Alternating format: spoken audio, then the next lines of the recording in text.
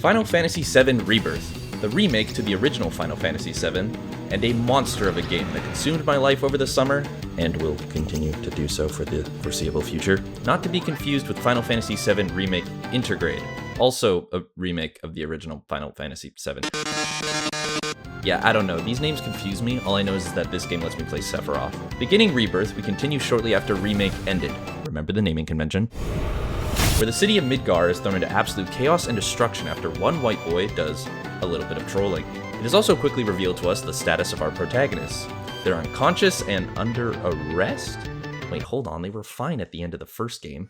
What the hell is going on? And who is that? Gungaga. Look, these were my first Final Fantasy games. I got a lore dump from a friend later.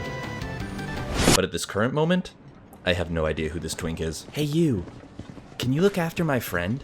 He drank all my beer and I need to go get more. Be right back. While making our way to the beer store, we see the helicopter that has all our friends in it, crash. Confused out of my mind as to why all my favorite characters are dead, we continue on to the crash site to figure out what the fuck is going on. And after killing a couple paramedics, our newfound twink finds our friends and rescues just one of them. Phew, that was close.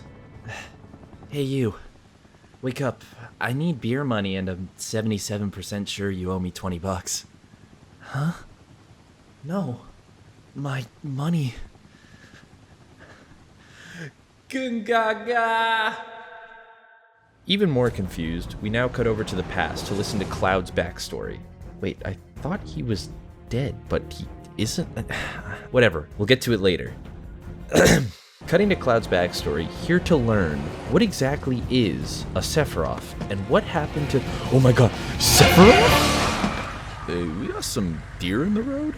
Dear, are we capable of handling that? With the road now blocked off by deer, we quickly get to witness Sephiroth and his unmatched ability to farm aura.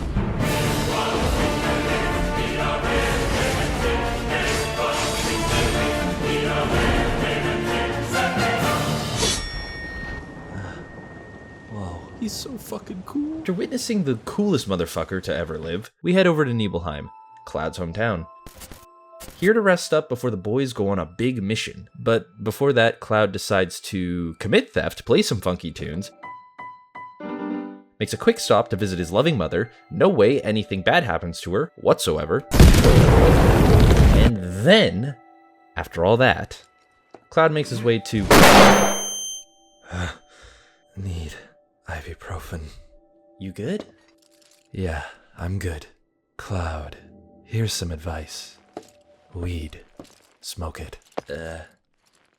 Okay. After a good night's rest, Cloud heads over to meet up with Sephiroth, ready to take on today's challenge of Peaceful Wildlife Survey. Huh? Meeting up, they... Tifa? Hey, how's it? I got some jelly beans. You like jelly beans? What the fuck? Everything looks normal to me. Let's go. Beginning our ascent up the mountain... Oh, wait, hold up. Quick picture. Cloud, I fucking hate you. Going up the mountain, we soon encounter the local wildlife. Endangered animals, crucial for the ecosystem. Avoiding them will require careful planning. Which is why Sephiroth sends in the fucking rabid child known as Cloud Strife to annihilate them. Good job, Cloud. Just a little longer and we'll be at the reactor. Cloud, what the fuck are you doing? I'm on the spectrum. After getting his workout in, Cloud and the gang continue up the mountain, making their way to the reactor, cutting through this building and heading up to the roof. The sky. I like it. They arrive at this bridge that is giving me fucking horrendous Dark Souls 3 PTSD. But this isn't FromSoft, so we should be good. I thought this wasn't a FromSoft game! Oh, shit.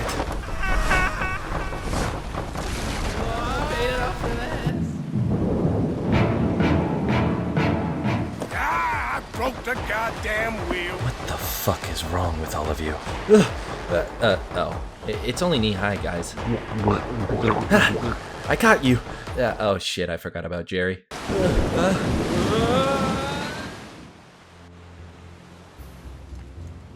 Did you find him? Oh, I didn't even look. I was taking a piss. Anyway, let's keep going. My mom's house is just up the road. Oh, that's nice. Wait. After God himself attempted to murder Sephiroth, didn't work, my goat, the gang continues up the mountain, cleaning the area up. Literally. Delving into the reactor, into an area that suspiciously looks like a boss arena. Probably because it is. It's okay. My glorious king has it covered. And if you hear this and then go and turn back. Oh, and Cloud's there, too. You're practically panting. What? Such a puppy. After Cloud and Sephiroth have whatever the fuck that conversation was. Hey, Sephiroth, could you not ever call me puppy, like ever again? Stupid bitch. They continue all the way into the reactor, finding this ominous back room and some weird-ass creatures, where Cloud soon faces the most difficult challenge of his life.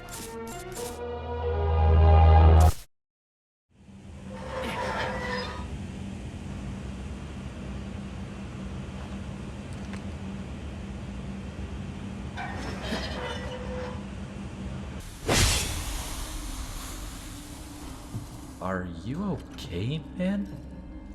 No. What the fuck? My mother's name was Genova. I'm like these creatures. I wasn't born.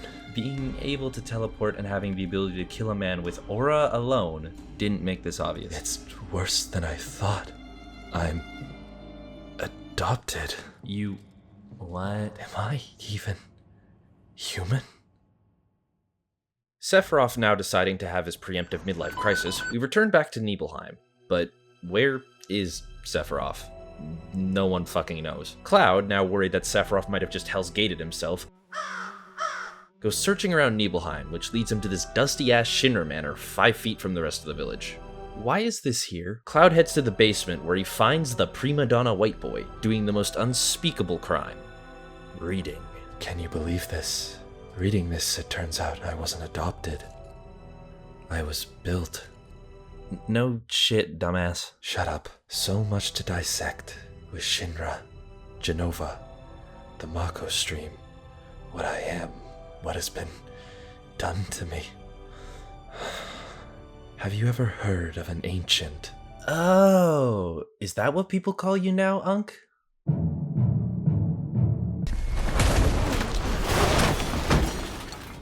Cloud's mom. No. I'm waiting. Waking up after receiving the Nero treatment, Cloud finds his entire village on fire. I'm sure this is fine. Oh, shit.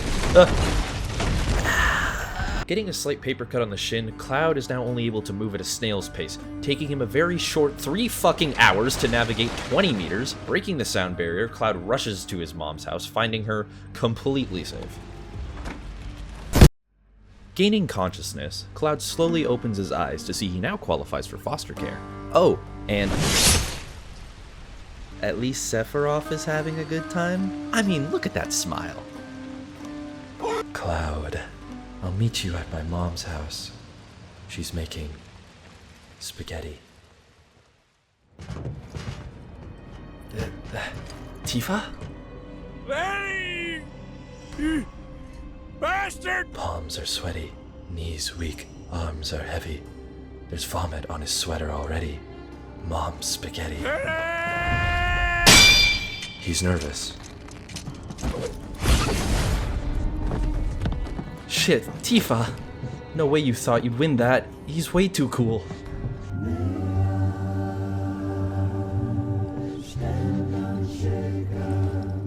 Sephiroth, what is wrong with you?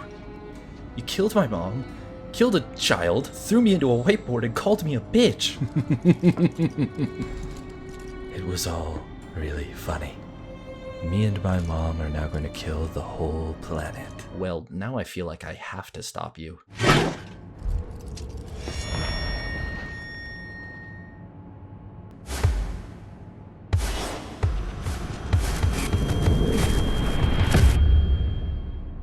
And that's when I learned Sephiroth's mom makes a mean linguine.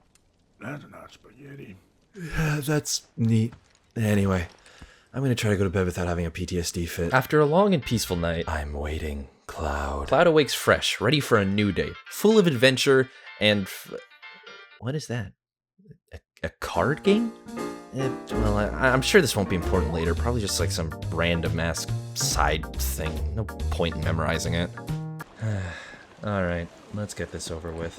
What? We all know the dumbass making this video can't get anyone to voice a woman to save his life. So let's hear it. Let's hear this god-awful shit impression we'll have to put up with for the whole video. You wanna go to the clock tower? Holy shit, I'm so sorry. After discovering the video budget has gone up $15 in a Snickers bar, Cloud and Aerith make their way to the top of the clock tower to stop in and take in the nice view, and to quickly discover that the shit they did last game had consequences. Quickly making their way from the top of the tower, they immediately encounter guards. Cloud prepares to do murder before this guy steps in and says that's cringe, and that they should come meet him in the tavern instead. So Cloud and Aerith now have to stealthfully? They are very much still in the open. Make their way to the tavern, where the previously mentioned tavern owner shows them a secret tunnel to get out of the city. Oh, and a device that'll let Cloud craft weed. Taking the tunnel, we escape Funky Town, out into the vast wilderness. The ground. I don't like it. Wow, they're all fucking dead. You have a voice actor too? Jeez, the video budget really did go up. We now continue on into Limgrave with only one simple objective. Run. Just gain as much distance as possible because Shinra after our asses. But first, who are we? What's a Shinra? And why does this fucking babe keep appearing? Cloud, our main protagonist and resident twink, holder of big-ass swords and excess middle schooler edginess. Cool. He is constantly on the front lines getting stabbed, burned, and grabbed over and over again. No. When Cloud is not getting his ass kicked on the battlefield, he's getting mind-bullied by this fucker. Aerith, the main spellcaster and user of everything magical. Extremely powerful. He uses his power to pick flowers. Might be a demigod, could probably make a man kill himself just by praying. Oh, and is proficient in metal chairs. Tifa, expert in punching and kicking things, and generally making enemies have a bad time. Did you stagger an enemy? You did? Well, it's probably because Tifa looked in its general direction, likes to hang out with Aerith, and occasionally gets sad due to trauma. Barret. He hates Shinra and loves shooting his gun, both of which he does very well, so go off, King. He also has a daughter, but not really. I don't know, we'll get to that. Red 13, or Red X... Lab Escapee that I have trouble determining if he's meant to be a dog or meant to be some kind of oracle of wisdom. I don't know, I just bring him in to hit enemies with the unmatched power of the sun. Shinra was the main bad guy from the last game, kinda got sidelined due to things. They're an evil megacorp that harnessed the power of climate change to invent Google Maps so they can try to find something called the Promised Land. And Sephiroth, our main villain, enjoys things like being incredibly hot, that wasn't on the script, and mentally bullying Cloud, and is determined to kill everyone on the planet because he thinks it's really funny. Those are some of our characters. Anyway, now arriving at this shitty swamp. How the fuck do we cross this? I know. Let's use one of those boats. Okay, how about we swim it? Huh, good idea. Guys, I can literally see the crocodiles from here. Hey, guys! Says here there's a KFC nearby. What the fuck does that have to do with anything? Ooh, they have 50% on their family bucket meals. And chicken burgers. Well, can we go? Can we? I don't know. You guys are adults. You don't need to ask me. Not wanting to swim through a Floridian swamp, Cloud and his merry band of adventurers now head to KFC. Unfortunately, their plans turn south as they discover an awful truth.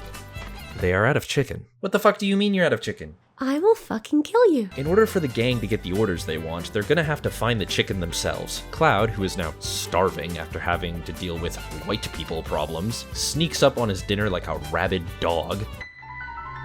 After bringing the chicken, they find out the chicken has a name. Chocobo, and that they're actually more useful to ride than to eat. With newly acquired steeds, the gang set off back to the swamp, confident they can cross. But before that, Cloud has a divine vision, seeing into the future that maybe going straight to the main objective low level may result in getting repeatedly murdered. Just a vision though. So Cloud decides it's best to level up and do some side content. Cloud! I think I'm gonna kill myself. We set off on our side content adventures, fighting monsters, exploring, collecting scrap. That's not even funny, man. Collecting data. I fucking hate Chadley. And picking flowers?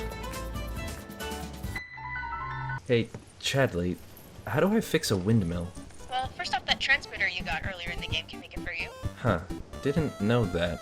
I've just been using it to make good ganja.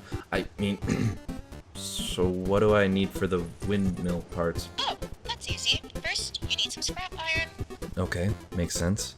a high-tension spring, Oh, alright, yeah. and the tooth of an extremely dangerous and rare monster. I'm sorry, what? Also, I made this girl version of myself for no fucking reason. What? Continuing with our last side mission, our game actually force closes and quickly launches Monster Hunter for this fight. And it actually goes pretty smoothly. Mostly. Quickly determining that it's weak to ice, we hit it with a healthy mix of ice spells and a couple tasteful front flips. Killing the monster, we get the required item needed to fix a fucking windmill. How the fuck does a windmill ever get made if this is what's required? I don't know. From my intel, there seems to be... That dumb bitch is really annoying. Oh my god. My volume's going down. Anyway, thanks for the intel. Later. What the fuck? Now that we are all leveled up and equipped, we head to the snake fight. I mean the fight I have no idea is there because this is my first time going to it. Yep. Introducing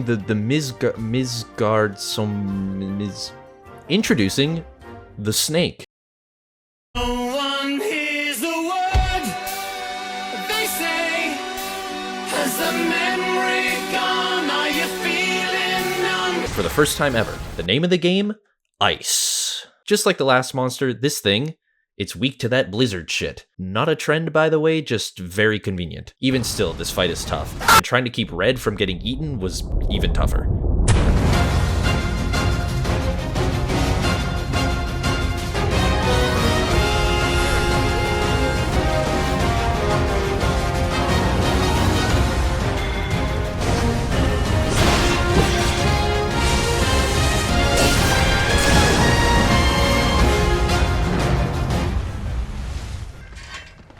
Did we win? Probably. Also, where's Red? Holy shit.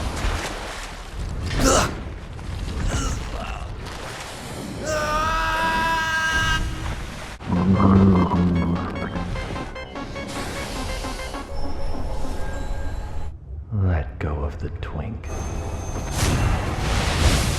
I have to do everything myself. You smell like shit, Cloud.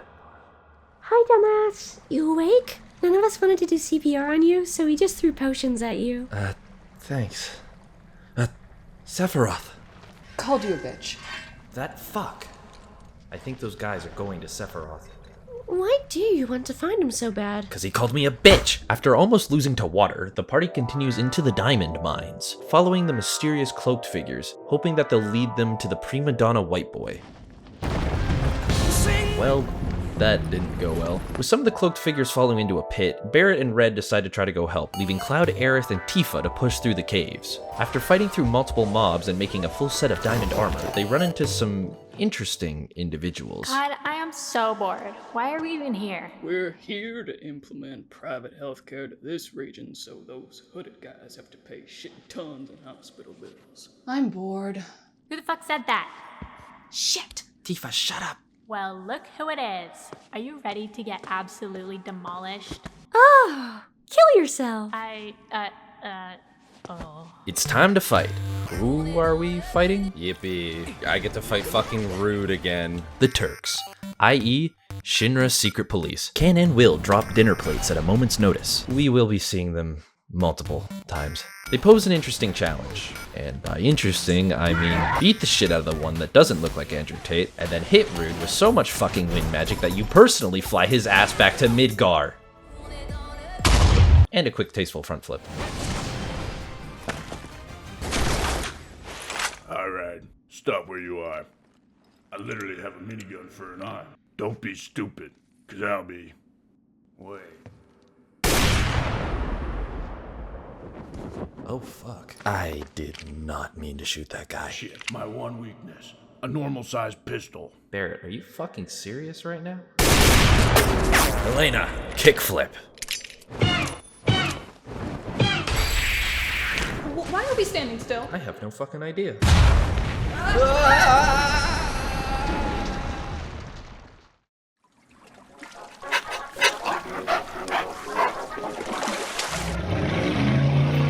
Falling down 10 stories into 200-year-old Stillwater, I'm sure this won't have any lasting consequences. Barret and Red have to make their way out. Making their way through hell, they quickly find the others and need to push some minecarts in order to help them cross a gap. After which they continue out, only to get jumped by an iron golem.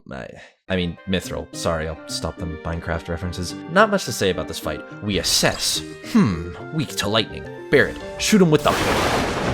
and Red, hit him with the... Rejoining the party, they all have a quick moment to remember what they're fighting for before fully leaving the cave. Guys, look at that bird. Nature is awesome.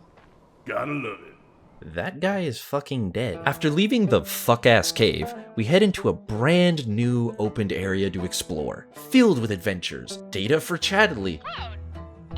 I don't do any of them. Not a one. I don't know. I got busy. Continuing on. We make our way through the area I ignored until we reach this backwater town, built underneath this Shinra military fort. Entering the town, we quickly search for a place to spend the night, being briefly interrupted by a child trying to absorb a 30-foot fall with her face, and a quick fishing adventure. Barret, cast out a line. Got it. Not what I meant, Barret. After a long day, the boys settle in. Cloud, entering his room, finds that it has a portal to the ethereal realm. He then settles in for the night, getting well rested for a long day of racing dolphins and raising ships from the water. Okay. Before heading off, we get a quick introduction to Yuffie, the child that almost died. They are a ninja of varying quality and have a chronic glowing orb obsession. Yuffie also tells us a strange man on a motorcycle wants to speak with us. Cloud? Oh, Jesus, not you again. Yes, Cloud, it is I, the best fighter, driver, and everything that was ever awesomer. Roche, here that so we may have an epic duel like we did in the previous installment. Are we gonna do that now? What? No, I have things to do today. So I'll see you in this much time. Later.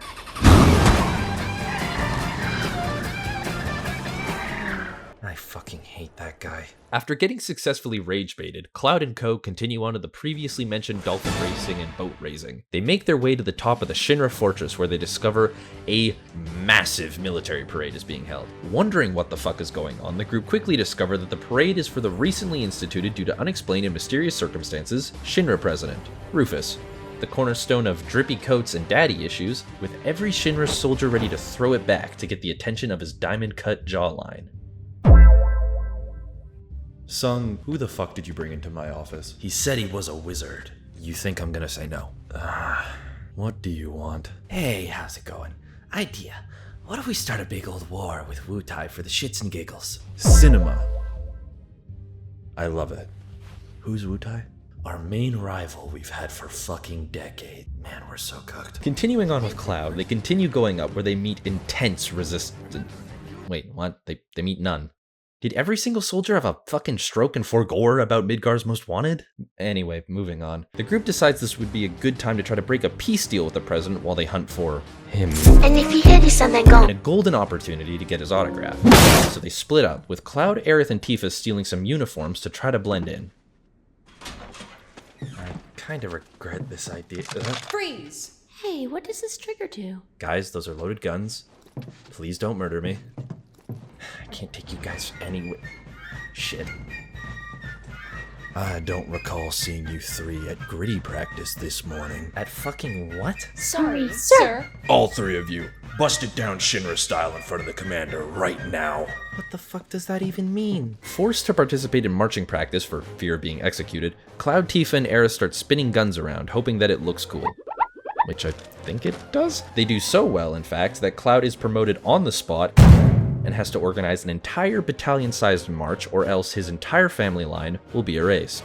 I mean, not much left of his family line anyway, but, you know. Leaving the room, Cloud is tasked with finding soldiers for the parade, and depending on what soldiers he finds and in what order, will determine the dance moves available to him. So Cloud sets off, looking high and low for soldiers. On the way, he finds the Bald People Society. What in the fuck? And Barret, who is dripped to the nines. Hell yeah. After spending way too long playing hide and seek, we gather our soldiers and organize them in a way that will give me the biggest aneurysm when I have to play the marching minigame. Crank that shit.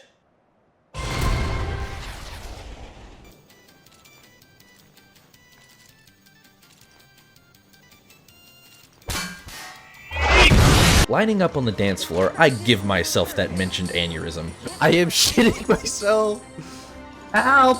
Completing all 3 marching minigames without passing out, the winners of the marching competition are now announced. To be honest, I wasn't really paying attention, so the winner is that blonde fucker over there. Congrats. Come on up for your gift card. Okay, cut the shit. I know who you 3 are. I got CCTV everywhere, and that dumbass had his bustard sword on for half the presentation. Look, we mean you no harm. We just want you guys to fuck off while we stop him. Huh, an alliance. Oh yeah, sure, works for me. But I'm here to ask the real questions. Do you 3 have loving fathers? I don't know what that is. Get down, Mr. President! My dad did something like that to me once. That wasn't us. Also, are you okay, man? Fuck you and the deal. I'm going to my room.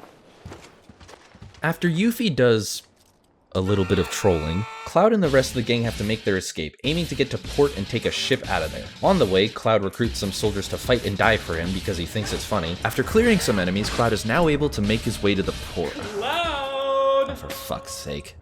I fucking hate my life. I told you we'd be fighting at this exact time. Could we just not? This will be a duel for the ages. Roche, I got 7 words for you. Punisher mode guard counters. Go fuck yourself. Guard countering so much you swear this was Elden Ring. We defeat Roche very quickly and head to the dock, where a final look at my inventory made me realize I could heal those random soldiers. That made me feel really bad. I let 2 die.